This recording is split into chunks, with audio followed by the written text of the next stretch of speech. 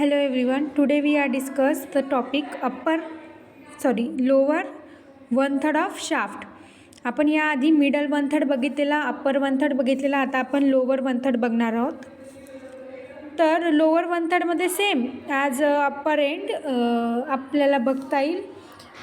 हा जो upper end आहे हा लोअर एंड, त्याचे परत इथे 4 बॉर्डर्स आणि 4 सरफेसेस आहेत. ओके, तर त्यामध्ये जर आपण 4 सरफेसेस आणि 4 बॉर्डर जर बघायला गेलो तर यामध्ये 4 सरफेसेस 4 बॉर्डर कोणत्या, तर एक मिनट पहिली बॉर्डर आहे जी कॉमन ज्या बॉर्डर्स आहेत त्या बघूया.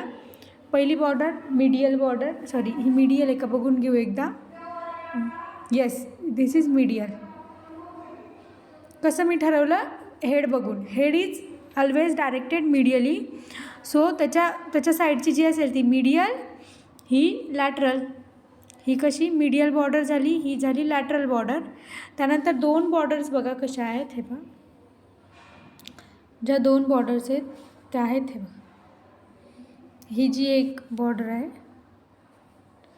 ही जी बॉर्डर तुम्हाला दिसते ही, आणि एक ही जी की लिनिया ॲस्पेरा जी आहे, ही आहे लिनिया ॲस्पेरा.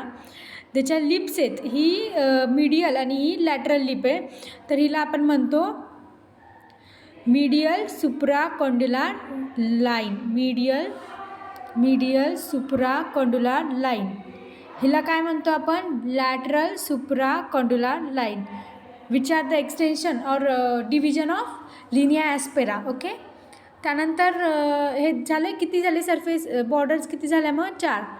ही एक, ही एक, ही एक आणि ही एक. ओके, टोटल किती झाल्या, 4 झाल्या. हे पहा, ह्या 4 बॉर्डर्स. ओके, आता नेक्स्ट काय, सरफेसेस.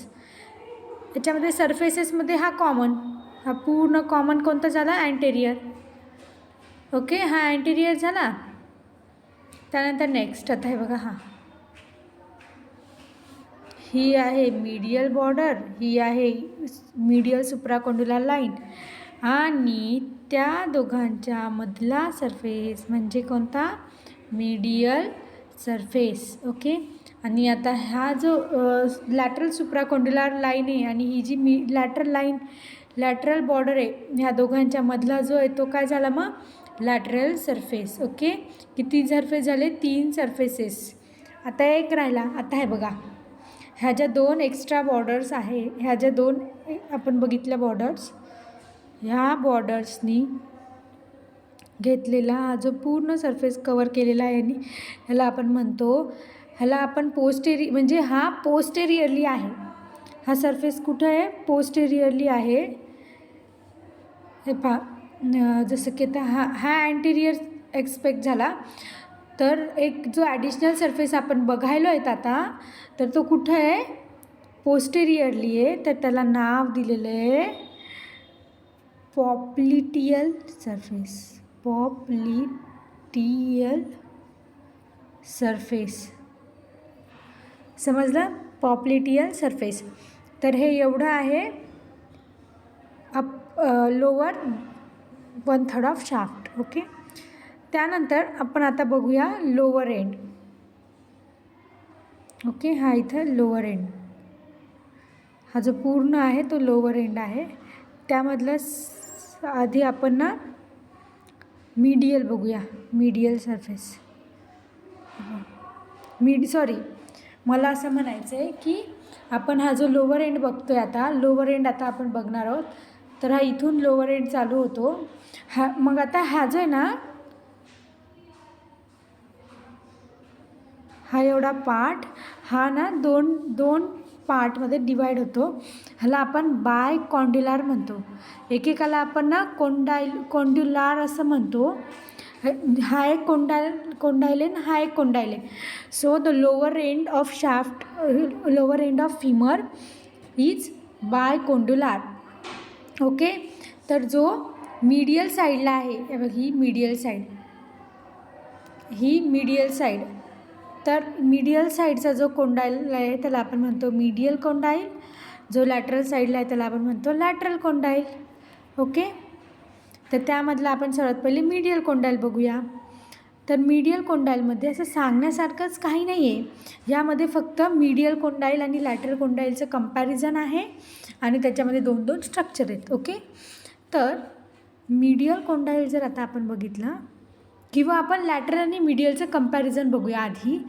तर हा जो लॅटरल कोंडाईल आहे, आता हे बघ, तुम्ही बघतानाच तुम्हाला कळून जाईल. हे एक मिनटं असं बघूया एकदा. हा जो मीडियल कोंडाईल आहे याच्यात एकदम असं क्लिअरली दिसते. हे बघा, हा जो आहे ना हा असा आहे आणि हा जो आहे तो असं.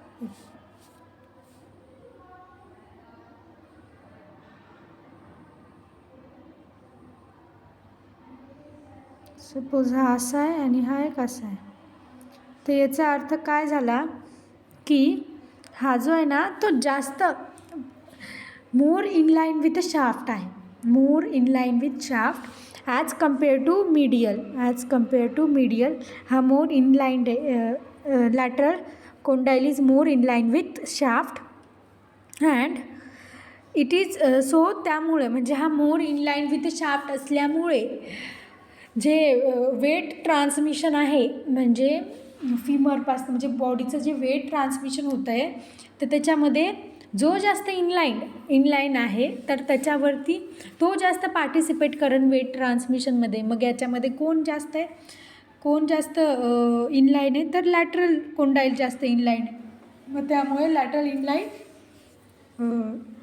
मोर participate in weight transmission as compare to medial condyle. Okay, त्यानंतर मग त्याच्यामुळं हा शाउटेड आहे किंवा स्ट्रॉंगर आहे आपण असं म्हणू शकतो त्याला. त्यानंतर याच्यामध्ये ना 2 स्ट्रक्चर्स आहेत.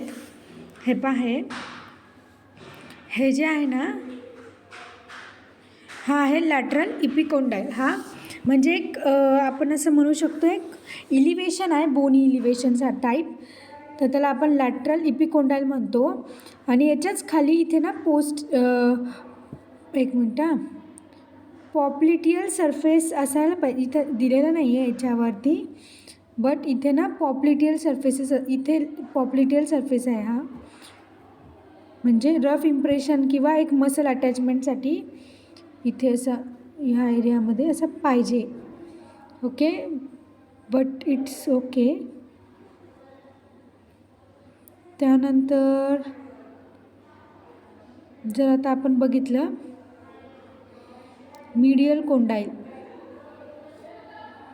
तर यामध्ये पण आता ते कंपॅरिझन झाल्यानंतर जर बघितलं तर इथे जो आता जसं इथं आपण बघितलं लॅटरल इपिकोंडाईल तसंच इथं काय मीडियल इपिकोंडाईल.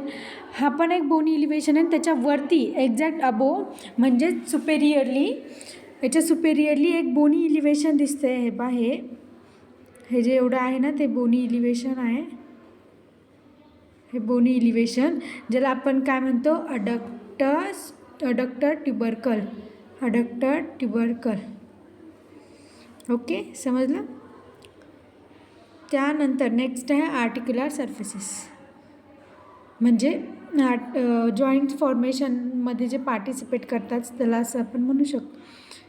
हे पहा, हा जो आहे ना व्हाईट कलरचा इतका पार्ट तो आहे पटेलार आर्टिक्युलर सरफेस. म्हणजे इथे पटेला अटॅच होतो एवढ्या भागामध्ये.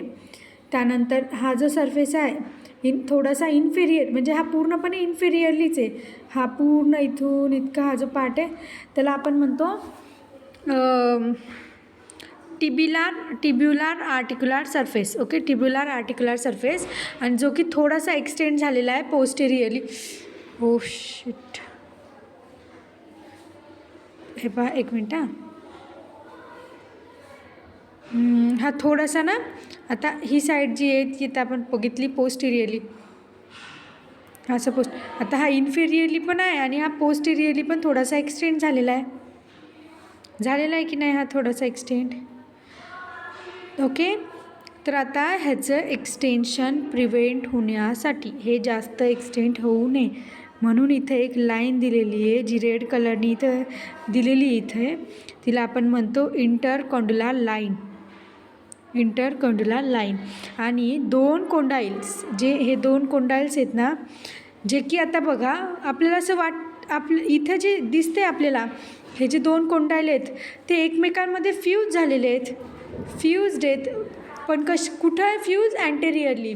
But posteriorly they are not fused. The gap between this two condyles, हा जो गॅप आहे, हा गॅप कॉल्ड ॲज इंटरकॉन्ड्युलर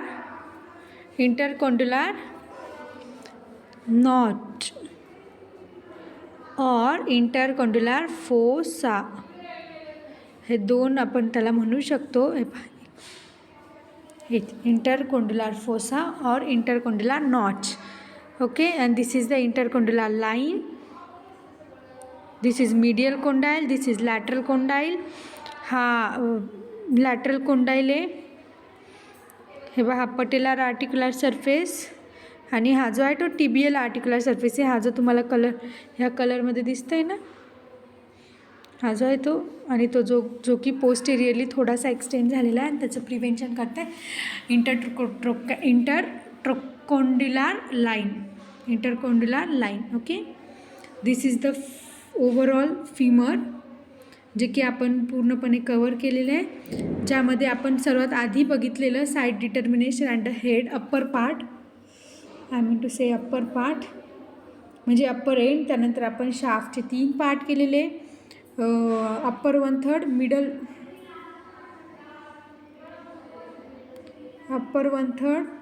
1/3 आणि लोअर 1/3. जे की आपण मिडल पहिले बघितलं, त्यानंतर आपण अप्पर बघितलं, नंतर आपण लोअर बघितलं, आणि त्याच्यासोबतच आपण लोअर एंड ऑफ फिमर बघितलं. त्यानंतर आपण नेक्स्ट लेक्चरमध्ये आपण मसल अटॅचमेंट बघूया. सो मग आपलं फिमर पूर्णपणे कंप्लीट होऊन जाईल. ओके, जर काही राहिलं असेल तर ते पण मी घेईल. ओके, काही तुम्हाला डाऊट असेल तर मला कमेंट करा. आणि मेन म्हणजे जर तुम्हाला काही अजून वाटलं की काही ॲड करण्यासारखं आहे, किंवा असं तुम्हाला जर पाहिजे असेल काही नवीन, तर मला तुम्ही कमेंट करा. मी नक्कीच तुमच्यापर्यंत ते पोहोचवायचा प्रयत्न करेन. Okay, thank you so much.